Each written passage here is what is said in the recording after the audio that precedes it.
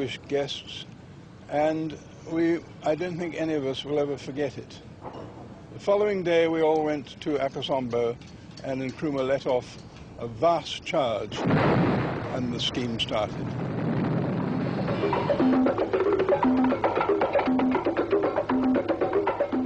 Yes, I suppose you can say Kaiser used Nkrumah, but if that makes Nkrumah passive, that would be inaccurate, because Nkrumah also used Kaiser.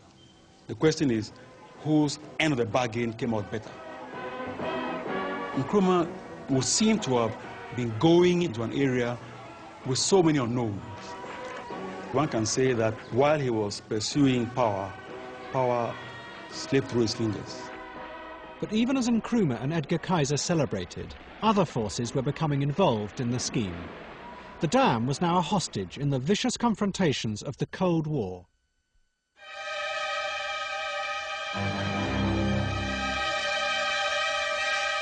A year before, the Congo had been torn apart by a brutal civil war. America and the Soviet Union backed opposite sides. The policy of the new Kennedy administration was to fight the spread of communism in Africa. In 1960, Brezhnev, the president of the Soviet Union, had visited Ghana. It frightened America's leaders. They were determined that Nkrumah, despite his brand of African socialism, would be their man. Nkrumah was everything.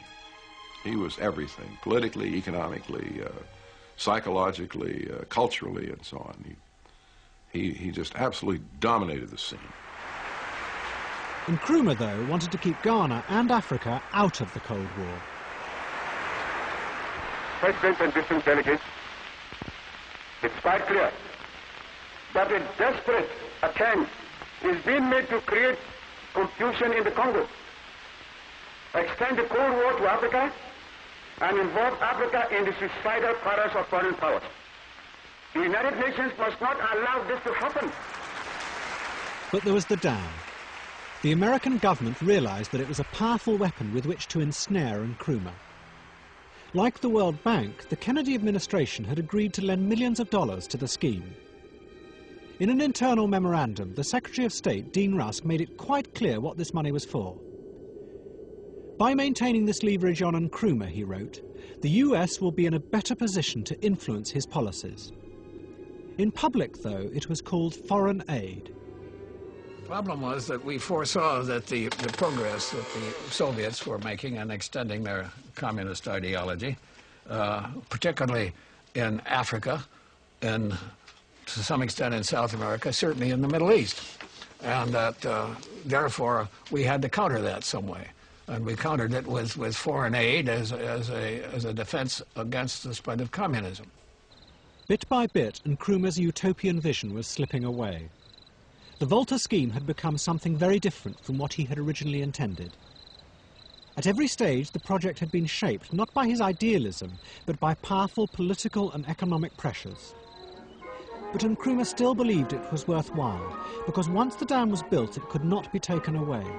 In time, it would become the engine of his country's future. Everyone was hopeful. Those absolutely were optimistic times for hope. Ghana was singular in the sense that it had everything. It had educated people. It had considerable infrastructure, 3 universities, schools, lawyers, doctors. It had everything going for it. The construction of the dam was to take 4 years. Throughout Ghana, factories and roads began to be built, the foundations of the industrial revolution that would be powered by the dam. But with these trappings of the modern world came other forces that took Ghana's fragile economy even further from Nkrumah's control. Corruption is not a problem peculiar to any country. I personally feel that the only way in which you can stop corruption in a country is to build up a strong public opinion against it. Elements entered into the equation that had not been adequately foreseen, and perhaps the greatest of them was corruption. Corruption of government and of government people, and corruption, I call it corruption, on the part of foreign suppliers who tried to sell Ghana, in fact did sell Ghana, on investment in substantial industrial enterprises which were not properly designed for the country and did not in fact achieve success. In the early 60s, Ghana became a mecca for European industrialists eager to win large contracts from Nkrumah's government. They began to discover that the easiest way was to offer officials from Nkrumah's party a bribe. This soon became the accepted way of doing business in Accra. What resulted was a rush to sell Ghana anything, no matter how inappropriate for an emerging African nation. Vast sums of Ghana's precious foreign currency were spent on these projects. Then, in 1964, Nkrumah's industrial experiment received another body blow. The world price of cocoa, which had been falling for 4 years, finally crashed. It was Ghana's main source of foreign exchange. The millions of pounds needed to pay for the new factories began to dry up. Ghana, once one of the richest countries in Africa, began to slide into debt. Show me the river, take me across, and wash all my troubles away. Nkrumah was an increasingly isolated figure on the world stage. What had once been seen as visionary ideas were now perceived as dangerous megalomania. And his country was sinking ever deeper into debt. By 1965, it had become very desperate. And I remember we decided to write a memorandum to Nkrumah to tell him the true state of affairs of the economy. I had written that the reserves were only £500,000. He looked at me and said, you didn't check the typing. You left a few zeros. So I said, no, sir, there are no zeros left. This is 500,000. That's all we have in the banks overseas. And he sat back. Then what he did was that he went round the table. He went to everyone who was seated there, the meeting, and asked them, Frimpong says we have 500,000. Is he right? Do you agree with him? And everybody said yes.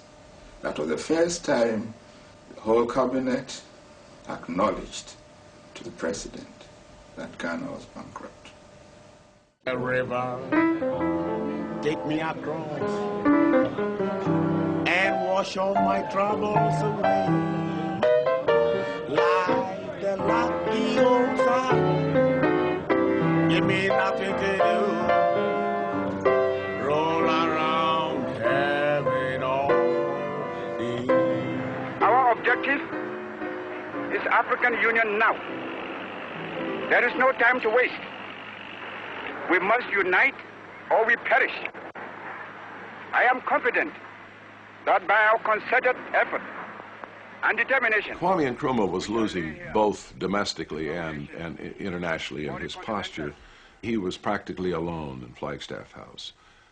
He was really a little bit paranoid. It was really awfully sad.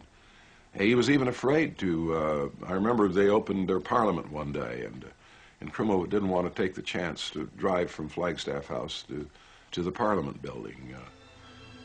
He was a prisoner in a sense. You know, there had been a couple of attempts on his life while we were there. So he had reason to be a little bit apprehensive, but toward the end, he was a different person.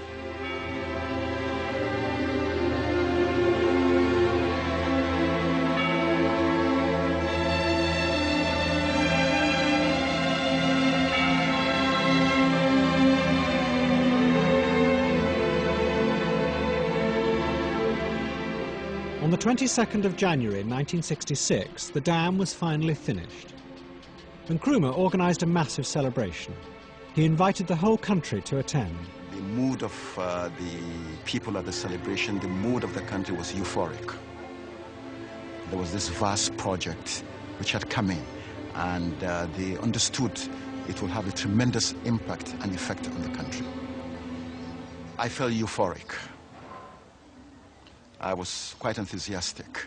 I thought a new dawn had come for Ghana.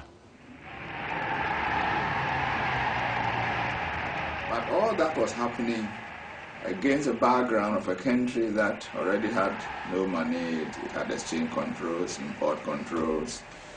So it was just like a big emperor's new clothes. Nobody could say that Ghana was broke, but Ghana really was broke. President Eisenhower and President Kennedy were genuinely interested in this project because they saw behind the cold figures and the rigid calculations that the Volta River project was not only an economically viable project, but also an opportunity for the United States of America to make a purposeful capital investment in a developing country. You see before you, in all its majesty, strength, and power, the Akonsobo Dam, which has tamed the turbulent waters of the Volta.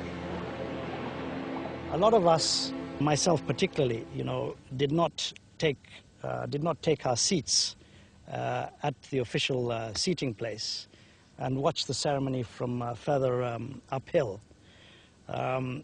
Many reasons for that. One of them was that there was talk of possible coup at the time. This is Ghana's Volta River project.